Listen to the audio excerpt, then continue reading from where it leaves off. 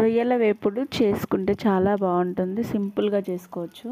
దీనికోసం నేను రొయ్యలు నీట్గా వాష్ చేసుకొని దాంట్లోకి లెమన్ని పిండుకుంటున్నాను.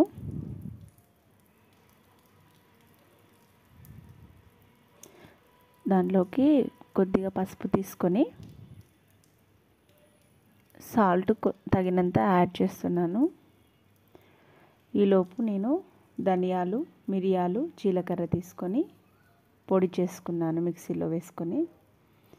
ఆ తర్వాత 2 ఆనియన్స్ తీసుకొని మిక్సీలో పట్టుకొని నెక్స్ట్ ఒక కడాయిలోకి ఆయిల్ని తీసుకొని ఏవైతే నిమ్మకాయ అండ్ పసుపు వేసి మ్యారినేషన్ చేసిన రొయ్యలు ఉన్నాయో నేను దాన్ని దీంట్లోకి యాడ్ చేసుకొని స్లోగా ఫ్రై చేసుకుంటున్నాను.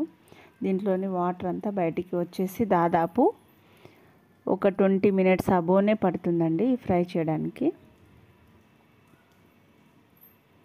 మొత్తం వాటర్ అంతా ఎవాపరేట్ అయిపోయిన తర్వాత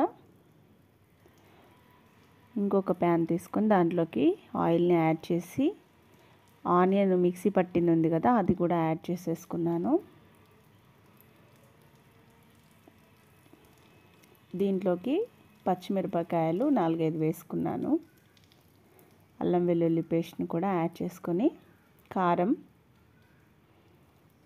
1 టేబుల్ స్పూను యాడ్ చేసేసుకున్న తర్వాత నెక్స్ట్ దీంట్లోకి నేను ఫస్ట్ మిక్సీ పట్టిన పౌడరు కొత్తిమీరతో గార్నిష్ చేసుకుంటే నాకు రొయ్యల వేపుడు రెడీ అయిపోయిందండి. ఇంతే అండి, సింపుల్, చాలా టేస్టీ ఉంటుంది. Thank you for watching. మీకు కనుక ఈ వీడియో నచ్చినట్లయితే లైక్ చేయండి, షేర్ చేయండి, సబ్స్క్రైబ్ చేయడం మాత్రం మర్చిపోకండి.